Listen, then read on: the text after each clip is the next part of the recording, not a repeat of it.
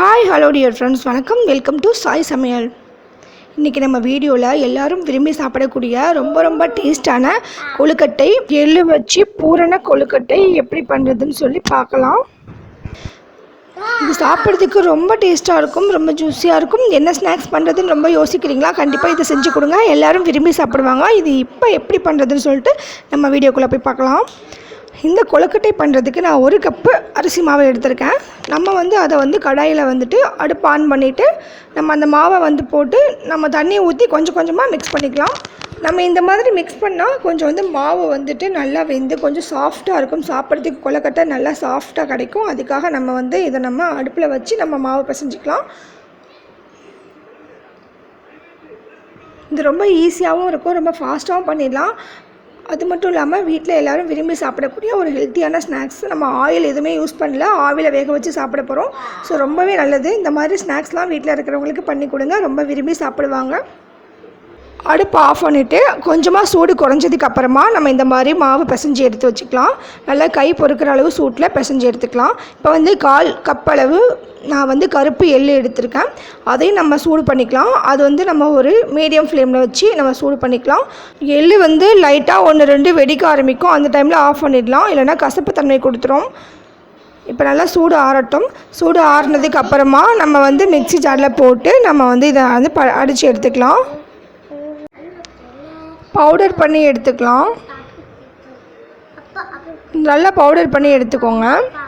இதை நம்ம ஒரு பவுலில் மாற்றிக்கலாம். இதுக்கப்புறமா நம்ம தேங்காய் துருவல் ஒன்று ரெடி பண்ணிடலாம். தேங்காய் துருவலுக்கு நான் 2 மீடியம் சைஸ் சில்லு எடுத்திருக்கேன். இதை துருவி எடுத்து வச்சுக்கலாம். இதுக்கப்புறமா ஒரு வெல்லம் 75 கிராம் வெல்லம் எடுத்து கொஞ்சமாக தண்ணி சேர்த்து நம்ம பாகு மாதிரி காய்ச்சிக்கலாம். இதில் தூசி ஏதாவது இருந்தால் நம்ம இதை எடுத்துடலாம், வடிகட்டி எடுத்துடலாம். அதுக்காக தான் நான் பாகு மாதிரி காய்ச்சிக்கிறேன். காய்ச்சி இதில் இதை ஊற்றிக்கிறேன். உங்களுக்கு டேரெக்டாக வெல்லத்தை போட்டு நம்ம மிக்சியில் கூட அடித்து மிக்ஸ் பண்ணிக்கலாம்.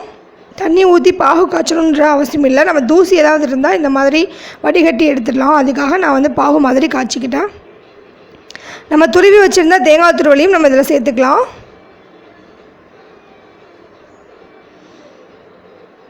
பாவு சேர்த்து நல்லா மிக்ஸ் பண்ணிவிட்டு தேங்காய் துருவலும் சேர்த்து மிக்ஸ் பண்ணிக்கலாம். தண்ணி ரொம்ப அதிகமாக ஆகிடாமல் பார்த்துக்கலாம், இல்லைனா நமக்கு கொழுக்கட்டை ஸ்டஃபிங்க்கு செட் ஆகாது. ஸோ கொஞ்சம் திக்காக இருக்கிற மாதிரி நம்ம மிக்ஸ் பண்ணிக்கலாம்.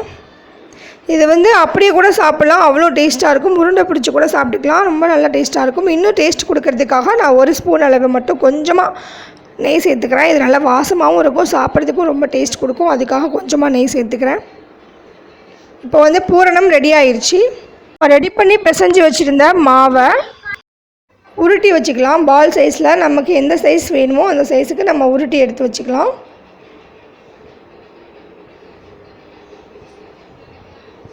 ஃபஸ்ட்டு பால் ஃபுல்லாத்தையும் நம்ம உருட்டி வச்சுட்டோம்னா நம்ம கொஞ்சம் ஈஸியாக இருக்கும்.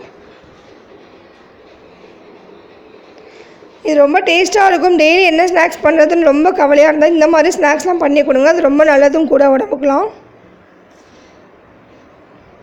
இப்போ நம்ம உள்ள ஸ்டஃபிங் வச்சிடலாம்.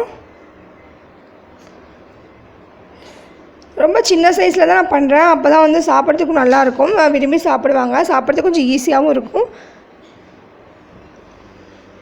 ஸோ அவ்வளோதான், ரொம்ப ஈஸியாக ரொம்ப சிம்பிளாக நம்மளுடைய பூரணம் எள்ளு பூரண கொழுக்கட்டை ரெடி ஆயிடுச்சு.